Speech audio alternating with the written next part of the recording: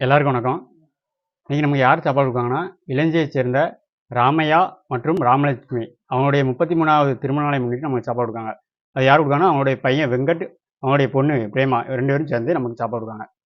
எல்லாரும் அவங்களுக்கு திருமண நாள் நல்வாழ்த்து சொல்லுங்க. ராமையா மற்றும் ராமலட்சுமி. ராமலட்சுமி. ஆ. ராமையா ராமலட்சுமி திருமண நாள் வாழ்த்துக்கள்.